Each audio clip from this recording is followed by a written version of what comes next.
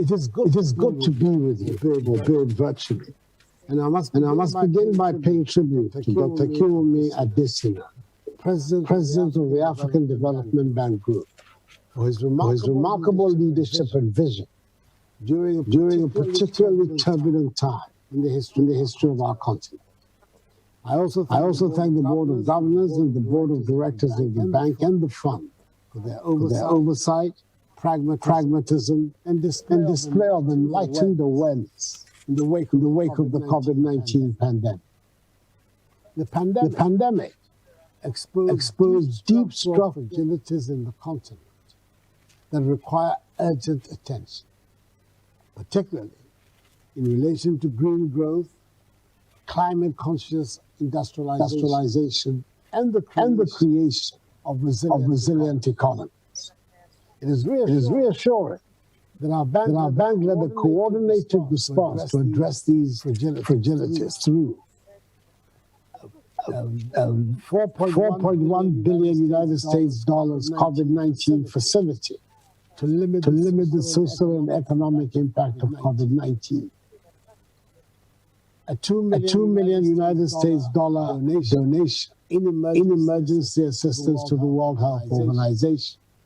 A special $20 million United States package to five Sahel countries to strengthen their national capacity. And critically, addressing the urgent need for liquidity and debt sustainability on the continent by collaborating and partnering with the World Bank and the International Monetary Fund on the debt service suspension initiative, the G20 common framework, the strategic use of the special drawing rights, and the establishment of an African financial stability mechanism to ensure greater financial market stability.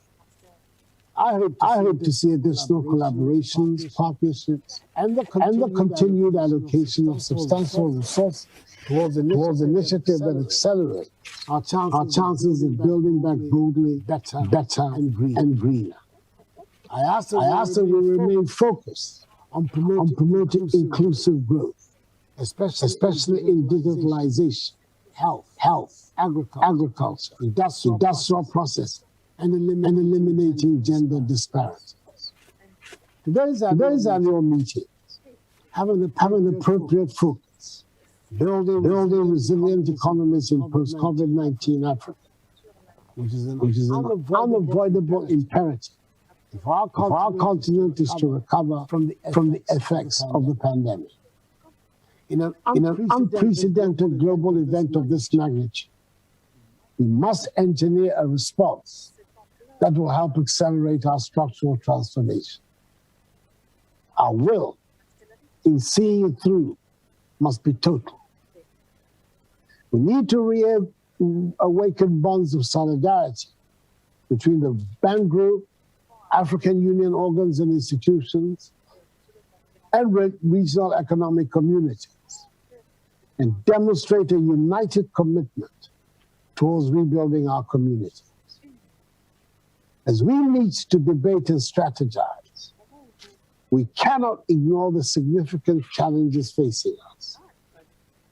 The pandemic has taken over 130,000 lives to date on the continent and pushed our economies into contraction by an estimated 2% to 5.4% of GDP, according to the United Nations Economic Commission for Africa, UNECA.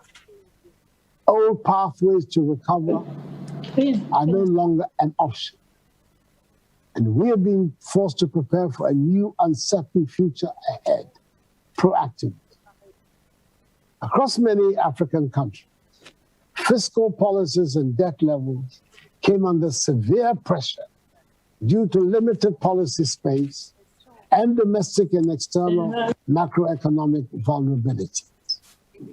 Increased health expenditures and the need to provide fiscal stimulus, combined with revenue loss, exerted budgetary pressures on government financing, with the total fiscal deficit of Africa rising from 4.7% of GDP in 2019 to 8.7% in 2020, according to ECA estimates.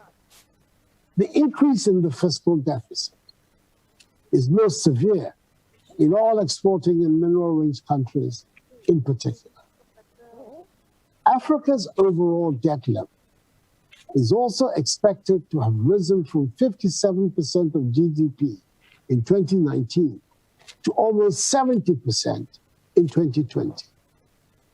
Consequently, the African economic downturn is expected to impact development and social outcomes significantly. Data gathered by the World Bank and ILO indicate that across sub-Saharan Africa, job losses were widespread in 2020, especially in urban areas and for female workers. The ILO estimates 113 million full-time jobs were lost on the continent. At the same time, the World Bank adds that the fallout from job losses drove an additional 40 million people into extreme poverty over the past year. As we gather, albeit virtually, for the annual meetings, we must move boldly towards addressing these significant challenges across the continent. The surest path towards stability is one where we abandon half-hearted partnerships, consolidate mutually reinforcing relationships, and develop new approaches that support self-sustaining economic growth and development. The next generation will applaud our efforts. By 2050, the World Economic Forum estimates that a quarter of the population will be in Africa, with 2 out of every 5 children born on our continent. We owe it to them to do whatever it takes to create a new entrepreneurial-led ecosystem that delivers skill-building opportunities and robust economic development. With the right set of targeted investments from the AfDB, countries will accelerate their growth and job creation and lay the foundations for sustainable recovery and economic build-back. The AfDB has a distinctive role that no other bilateral or multilateral development partner can match. As we advance, we must remedy a situation where the World Bank has significantly larger operations in Africa than our own African Development Bank. World Bank's operations approved for Africa in the 2018 fiscal year amounted to some 20 billion United States dollars, compared to some 10 billion United States dollars by the African Development Bank. The historic $115 billion capital injection from AfDB shareholders was timely. However, the bank must target even more capital to meet our aspirations. Creating stability and resilience does not happen overnight, but it will happen gradually as we cultivate our awareness and self-sufficiency. Turning inward is an integral part of this shift. We need to resource the AfDB and position it as the catalyst for our economic advancement. Today, I challenge all of us to leverage our collective knowledge and expertise and mobilize sufficient development and private capital to implement transformative strategies that will deliver a host of projects across the continent, focused across infrastructure, higher education, and agricultural productivity. In this context, it is crucial that we examine all options, including possible issuance of African Development Fund on the international capital market, as the World Bank does for International Development Association. I'm indeed pleased with the bank's efforts in responding to the challenges occasioned by the pandemic. In this regard, and as the AU champion for financial institutions, I would like to reassure the bank of my unwavering support and urge them to continue. 1, working towards a debt action plan. 2, collaborating and partnering with the World Bank and the International Monetary Fund on the Debt Service Suspension Initiative and the G20 Common Framework.